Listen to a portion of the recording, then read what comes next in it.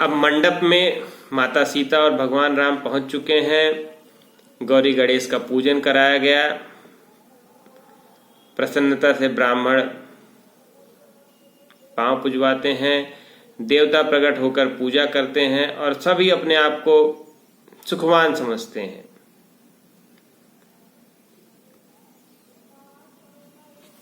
और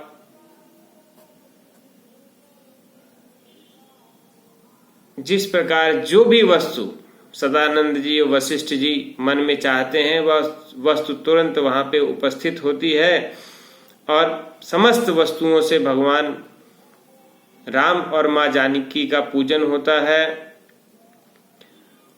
भगवान भानुकुल सूर्य देवता स्वयं उपस्थित होकर कुल की रीति कहते हैं और समस्त देवताओं ने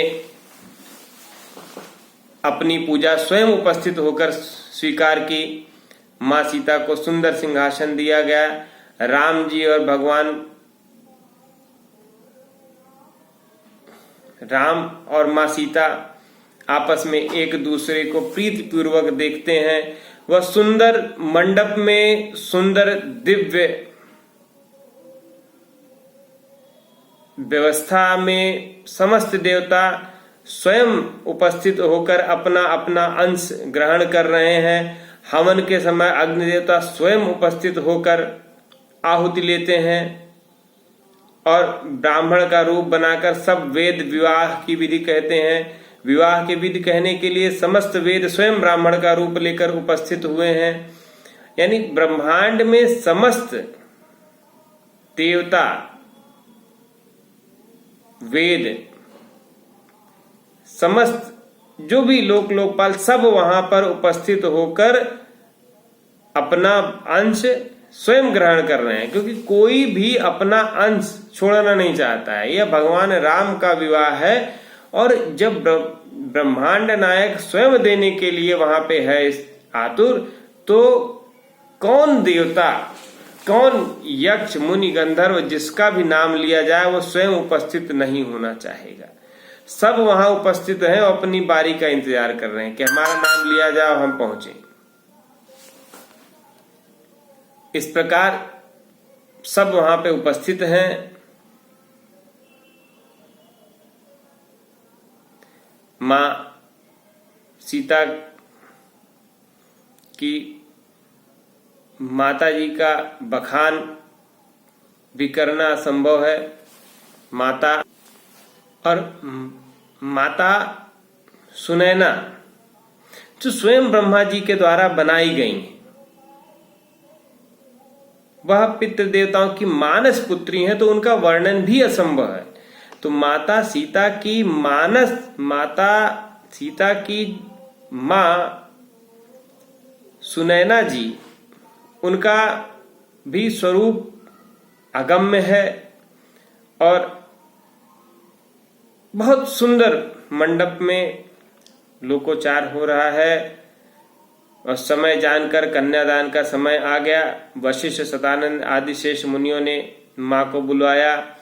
मुनियों का आदेश सुनते हुए मां आदर पूर्वक मंडप में आई और जनक जी के वाम भाग में सुशोभित हुई।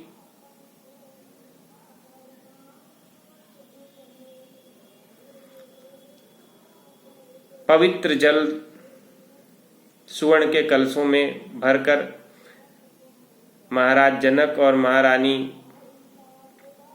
सुनैना ने राम जी के आगे रखा। मंगलवाणी में वेद पाठ हो रहा है। आकाश से पुष्पों की झड़ी लग गई और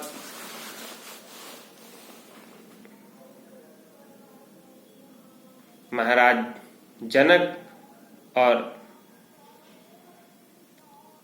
सुनैना जी भगवान राम के चरण पखारने लगे। लागे पखारन पाय पंकज प्रेम तन पुल काबली, नभ नगर गान निशान जय धुन उमग जनु चहु दिस चली। जे पद सरोज मनोज अरि उर सर सदैव विराजहि। जे सुकित सुमिरत विमलता मन सकल कलिमल भाजहि। जे परसि मुनि बनिता लही गति रही जो पातक मई। मकरंद जिनको शंभु सिर सुरिता स्ववद सुर बरनाई। करि मधुप मन मुनि जोग जन जे से अभिमति गति लह। ते पद पखारत भाग्य भाजन जनक जय जय सब कहे। अर्थात जिन चरणों से अहिल्या जी का उद्धार किया, जिन चरणों को मकरंद मानकर माँ गंगा जी जहां से निकली और भगवान शिव ने जिनको अपने सिर पर विराजमान किया और जिनको योगी मुनिजन सदैव सिर नवाते हैं, आज उन्हीं चरणों को पखारने का सुअवसर महाराज जनक और महारानी सुनैना को प्राप्त हुआ है। यह जानकर समस्त लोक हर्षवान हो रहा और सब उनके भाग्य की बड़ाई करते नहीं थकते हैं कि क्या कैसा भाग्य पाया है भगवान के चरण पखारने का यह सुअवसर। और भगवान जिसको भगवान देते हैं, और यहाँ भगवान के चरण धोकर माँ जानकी का संग कराने का सौभाग्य महाराज दशरथ को मिल रहा, ऐसा बड़भागी कौन होगा। बर कुंवरी कर तल जोरी शंखो चार दो गुल गुरु करें। भय पानी ग्रहण बिलो के विधि सुर मनुज मुनि आनंद भरें। और वशिष्ठ जी और सतानंद जी शंखोच्चार कर गोत्रोच्चार कर रहे हैं। कितना सुंदर, जिस विवाह को कराने के लिए स्वयं वशिष्ठ जी विद्यमान है, वर्ण न जाए, वर्ण करना नामुमकिन है।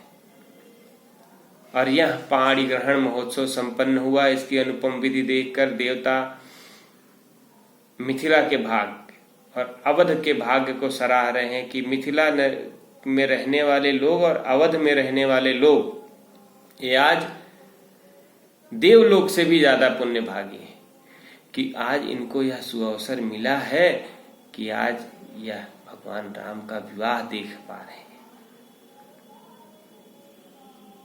हिमवंत जिम गिरजा महेश ही हरहि सी सिंगार दई। तिमि जनक राम ही सी समर्पी विश्वकल कीरति नई। क्यों करय विनय विदेह क्यों विदेह मूर्ति सांवरी। करी होम विधिवत गांठ जोरी होने लागी बाबरी।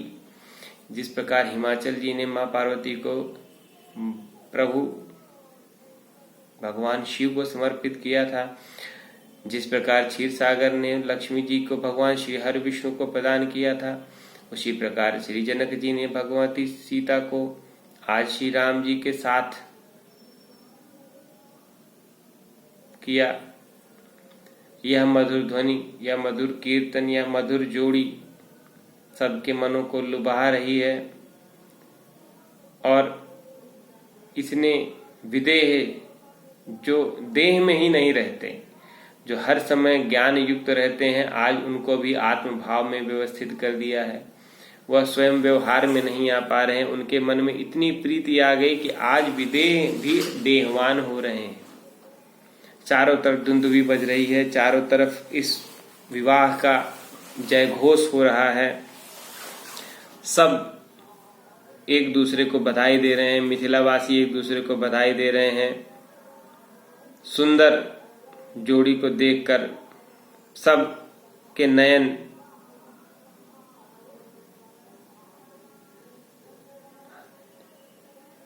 उमंग से भर गए हैं। चारों तरफ भगवान राम कि विवाह की दर्शन की लालसा है।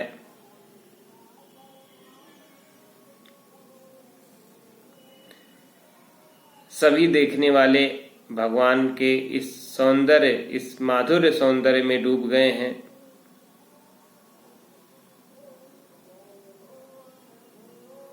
राम सीय सिर सेंदुर देहि, शोभा कहीं न जात विधि केहि।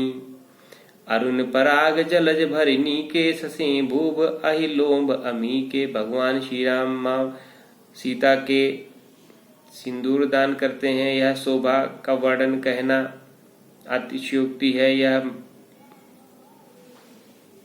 भगवान ने माँ को सिंदूर दान किया और बहुरी वशिष्ठ दीन अनुशासन बर दुल्हन बैठे एक आसन। इस प्रकार वशिष्ठ जी ने आदेश दिया और अब वरवधू भगवान श्री राम और माँ भगवती एक आसन पर बैठ गए और बैठे बरासन राम जान के, मुदित मन दशरथ भय। तनु पुलक पुनि पुनि देख, अपने सुकृत सुर तरु फल नए। भरी भुवन रहा उछाह, राम विवाह बा सबहि कहा। कहीं भांति बरन सिरात, रसना एक यह मंगल महा।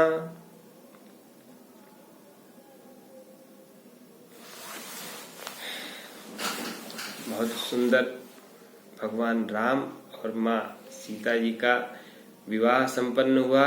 दोनों को आज एक आसन पर बैठा देख महाराज दशरथ और हम सभी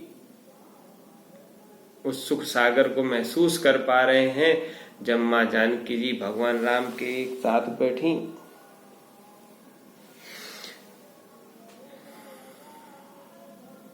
सी राम मैं सब जग जानी, करहु प्रणाम जोर जुग पानी। यह कितना उत्तम क्षण रहा होगा जब मेरे प्रभु श्री राम और मेरी माँ जानकी एक साथ एक आसन पर विद्यमान होती हैं। दो घड़ी रुककर इस रूप को निहारना चाहिए। वह भाव हृदय में आए प्रभु कि सदैव हम अपने भगवान को एक साथ देखें। सीता राम चरण रति मोरे, करहु अनुग्रह।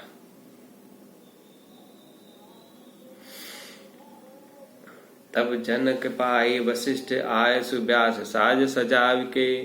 मांडवी शुद्ध कीरत उर्मिला, कुंवरी लई हकारी के। अब वशिष्ठ जी की आज्ञा पाकर विवाह का साज सजाकर जनक जी ने मांडवी, उर्मिला, श्रुति कीर्ति नामक तीनों राजकुमारियों को बुला लिया और अब बाकी तीनों भाइयों का विवाह ठीक उसी प्रकार संपन्न होता है जिस प्रकार भगवान राम का विवाह संपन्न हुआ था। जानकी लघु भगिनी सकल सुंदर शिरोमन, जान कैसो जनक दीनी ब्याह लख नहीं, सकल विधि सनिमानी कहे। जहि नाम श्रुत कीर्ति सिलोचन, सुमुख सब गुण आगरी। सो दई रूपु नहीं भूपति, रूपशील उजागरी।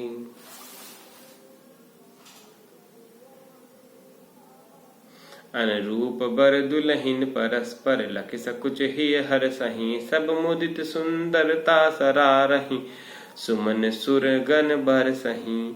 सुंदरी सुंदर बरनि सह, सब एक मंडप राजही। जनु जीव उर चारु, अवस्था विभुन सहित विजा विराजही।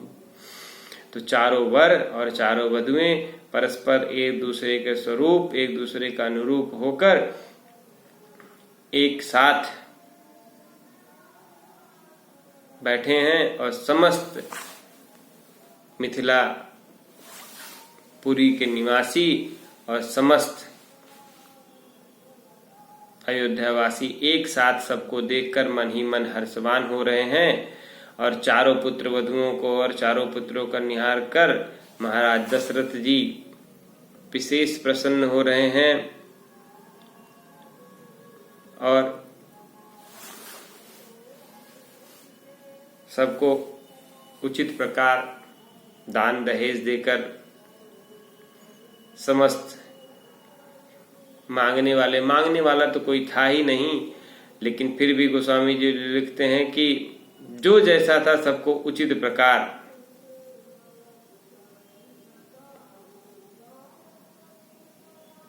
दान दिया गया।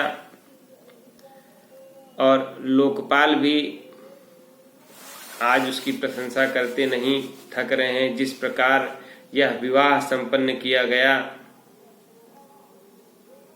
और संपूर्ण बारात का सम्मान कर हाथ जोड़कर जनक जी कोमल वाणी में बोले। जनक जी ने कहा, मुनि समूहों का वंदन करके देवताओं को प्रार्थना करके बारातियों से कहा कि हे प्रभु, जो हो सका वो हमने किया, और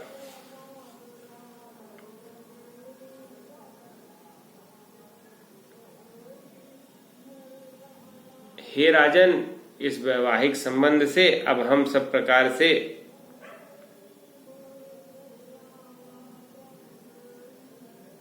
संबंधी हो गए हैं और सभी साज सज्जा सहित इस मिथिला राज्य को भी आप बिना मोल लिया हुआ अपना सेवक जाने। हे महाराज, चारों राजकन्याओं को, आपके चारों पुत्रों को हम के संग विवाह करके भेज रहे हैं। इन चारों को अपनी बेटी मानकर रखिएगा।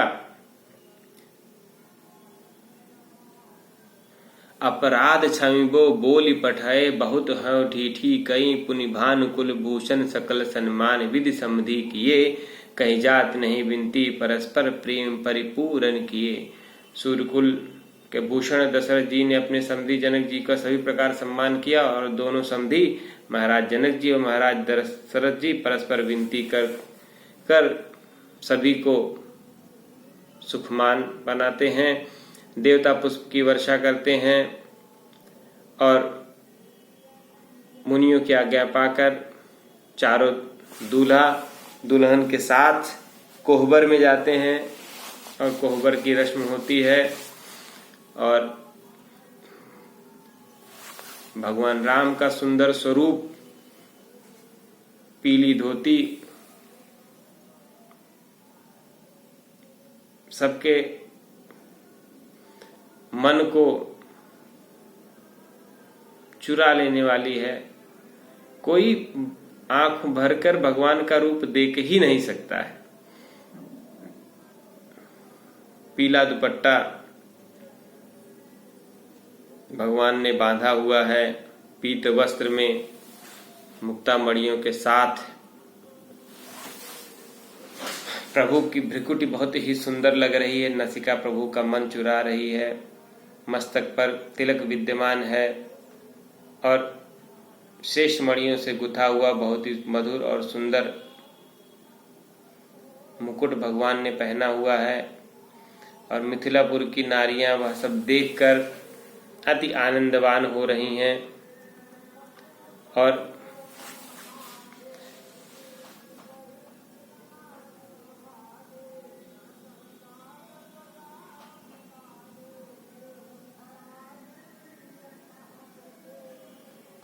उनको देखकर सब एक पल ठहर जाती हैं और कोहबर में परिहास विनोद हास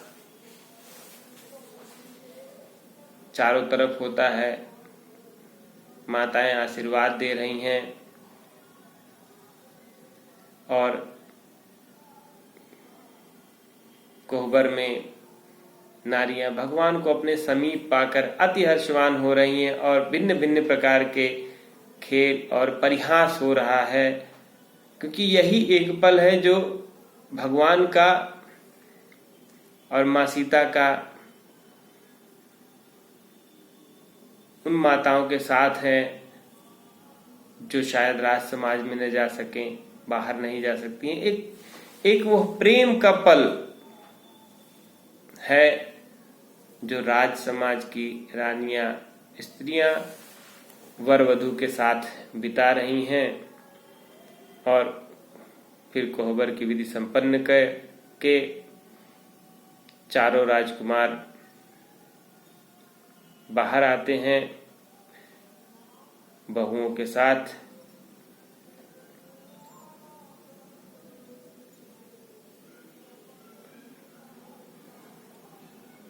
सुंदर रसोई बनी है। अब सभी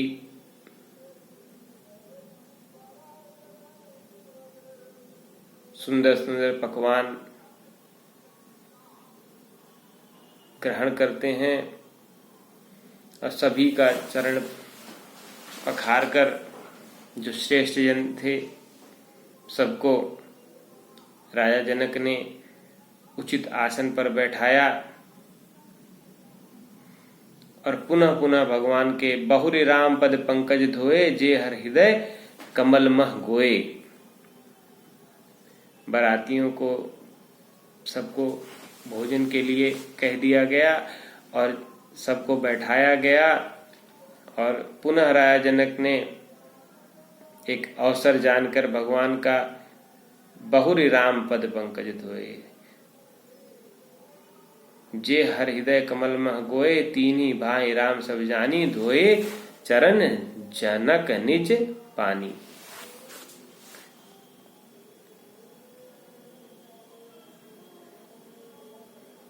राजा जनक ने समस्त भाइयों का चरण अपने आंसुओं से ही धुला।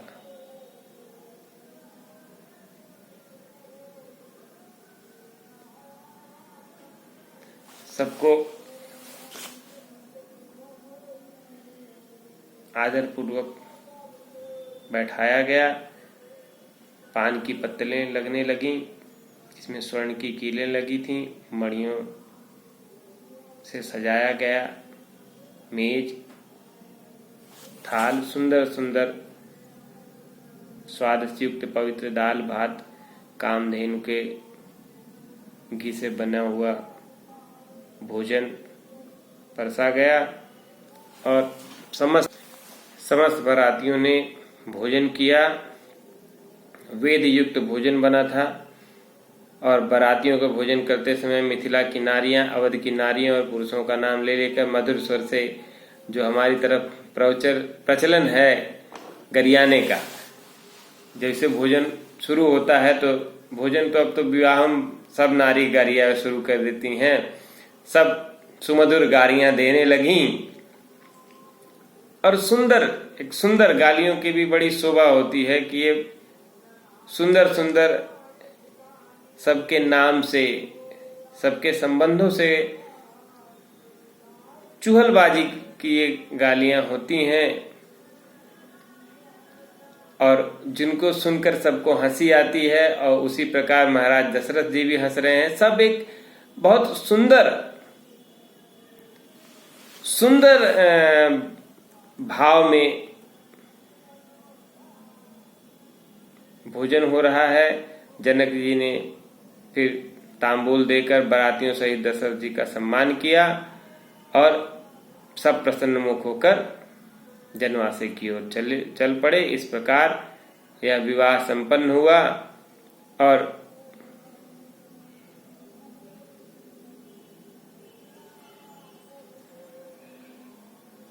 श्रेष्ठ वधुओं को देखकर महाराज जनक बहुत ही प्रसन्न होते हैं और वशिष्ठ जी को प्रणाम कर कहते हैं कि प्रभु, आज मैं पूर्ण काम हो गया, मेरे सारे काम पूरे हो गए।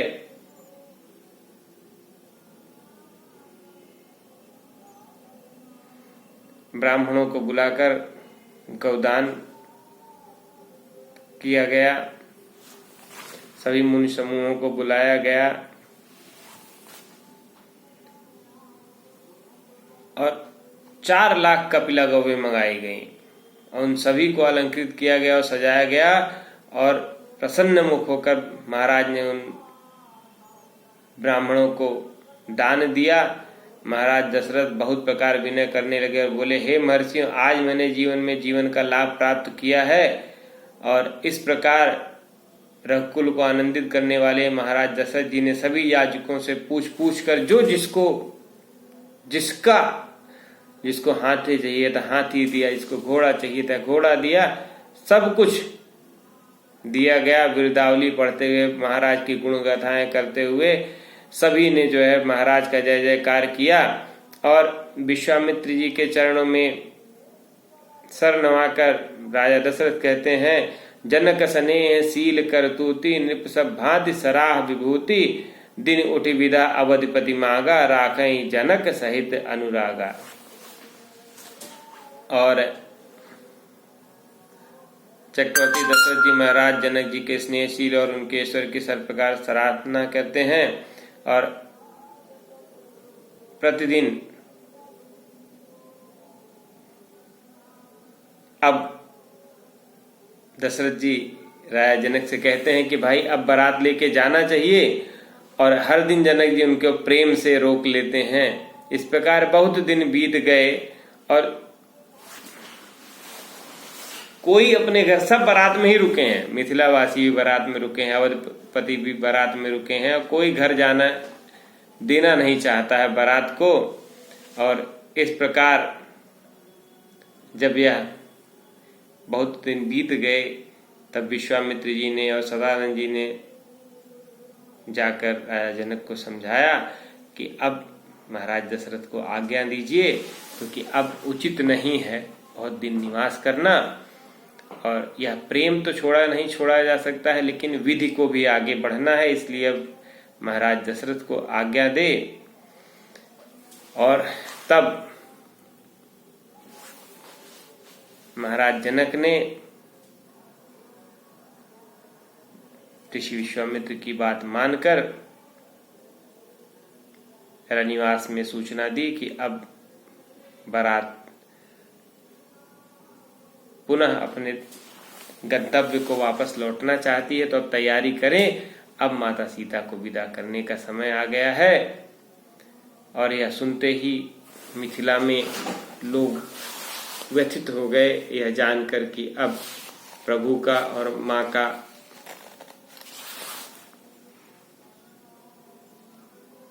मिलन तो हो गया, लेकिन अब उनसे विदाई भी होगी।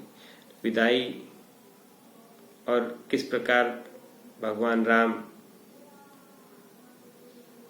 पुनः अयोध्या पहुंचते हैं, इसका वर्णन अगले अंक में करेंगे। ओम ओम जय श्री सीताराम।